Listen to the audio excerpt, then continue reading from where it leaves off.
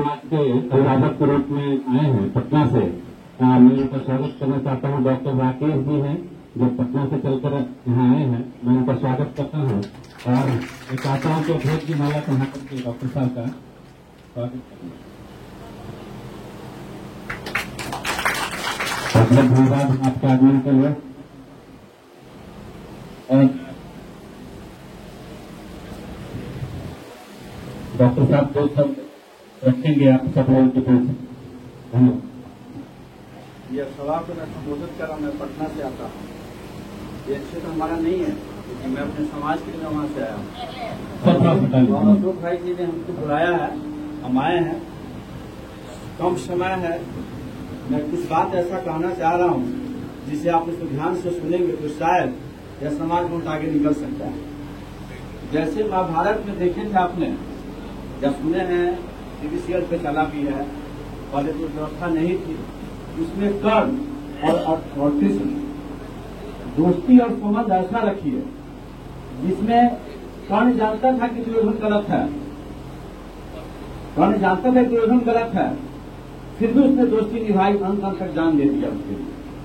कृष्ण भी जानते थे कि जो गुण जो कर्ण में है वह गुण अर्जुन में नहीं है, फिर भी उसने बिना हथियार उठाए भी अर्जुन को जीत दिलाया। तो मैं यही कहना चाहूंगा कम शब्दों में, अपना जो समाज है, जब भाई जी ने कुछ बोला है, मैं नाम नहीं जान पा रहा हूँ क्योंकि नया परिचय हुआ ही नहीं है। महेश भाई पटेल ने बोला है कि यह समाज जो है विभिन्न पार्ट पे बटा हुआ। बहुत अच्छी बात उन्होंने बोला। समाज को बांट के जो आज के जो वर्तमान जो राजनेता जो शासन कर रहे हैं, इस चीज को सबसे ज्यादा छोड़ दिया। ये समाज को बांट के, टुकड़ों में बांट के, दलित को महादलित में बांट के, पटेल बिरादरी को विभिन्न वर्गों में बांट के, कुशवाहा बिरादरी विभिन्न वर्गों में बांट के सत्ता को हट गया है। तो आज अशोक महतो जी जो आपके क्षेत्र के हैं, इस क्षेत्र के लोगों के लिए उन्होंने जो सेक्रीफाई किया है, जो बलिदान दिया है, उसको आप ध्यान में रखेंगे। तो जो जमीन का व्यक्ति जुड़ा हुआ है वो किसी भी कीमत में आपके साथ रहेगा। ऐसा नहीं कि आपके साथ नहीं रहेंगे।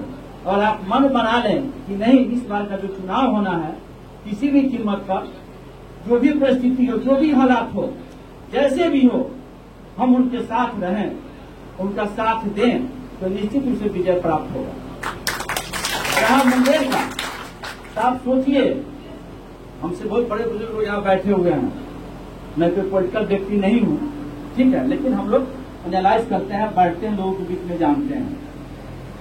मुंगेर लोकसभा क्षेत्र जो है बहुत ही टेक्निकल ढंग से इनको डिफीट किया गया है। इसमें बहुत बड़ी राजनीति है इसके पीछे भी, क्योंकि नीतीश जी चाहते हैं, मैं खुले मन से मैं कहता हूँ, नीतीश जी चाहते हैं कि मैं ही लव कुछ का नेता बना रहा हूँ हमेशा के लिए।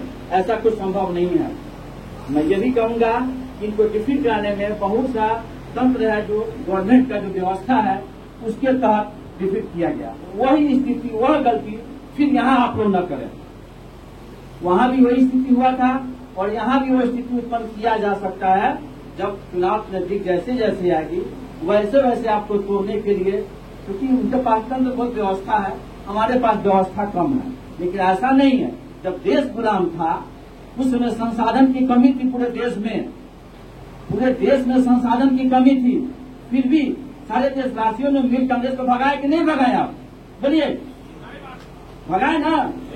आज देश को एक यूनाइट करने में सरदार वल्लभ भाई पटेल गुजरात के रहने वाले हैं, अगर वह यह सोचते कि मैं सिर्फ गुजरात के लिए करता हूँ तो आज देश में यह स्थिति नहीं रहती।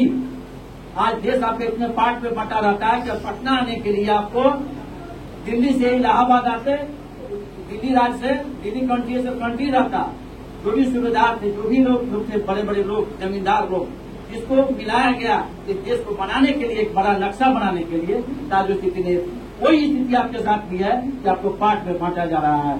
इस पार्ट को तोड़िए, सबसे पहले मिथ्या को हटाइए कि नहीं हम एक हैं। जब एक सुन लीजिएगा तो निश्चित रूप से विकास में आप आगे बढ़ जाएगा, निश्चित रूप से आगे बढ़ जाएगा। और आज मैं स्पष्ट कर रहा हूँ, ठीक है, एक क्वेश्चन आता है कि कोई भी पॉलिटिकल व्यक्ति चुनाव से पहले बहुत सा वादा करता है, या जमीन से जुड़ा आदमी हो या बहुत बड़ा आदमी है, जैसे हमारे माननीय पूर्व विधायक जी हैं। आज इन्होंने बहुत सा काम किया, हम पेपर मीडिया से जानते थे, सुने, आज फर्स्ट बार उनको देखने को मौका मिला है, इसके लिए आपका बहुत बहुत धन्यवाद। इस क्षेत्र में काफी उन्होंने काम किया, तो काम करना चाहिएगा तो निश्चित रूप से काम होगा। लेकिन सबसे पहले जरूरत है एक दूसरे का साथ देना, सच्चे मन से साथ दीजिए। ऐसा नहीं है कि सरदार जी आपके साथ खड़ा नहीं रहेंगे, क्योंकि भी जमीन से जुड़े हुए गरीब का बेटा है, जानते हैं कि स्थिति क्या होती है जीवन में। अगर मैं अभी कर रहा हूँ, अगर ये ऐसा करते हैं इसका परिणाम खुद इनको भोगना पड़ेगा, आपको नहीं भोगना पड़ेगा कभी। लेकिन ऐसा नहीं है, एक सोच होती है आदमी की, इसलिए आपने सबको मौका दिया। तो मैं यही कहूंगा कि एक बार मौका एक बार आवाज दीजिए और मैडम का यहाँ से विजय बनाइए और सब न्याय को करिए, चाहे हालात कुछ भी हो जाए। विपक्षी कितना भी आपको तोड़ना चाहेगा, लेकिन आप इसमें बटिएगा नहीं। हम भी आते रहेंगे हमेशा, जब तक कोशिश रहेगी हमारी। इसी शब्दों के साथ में विराम दें।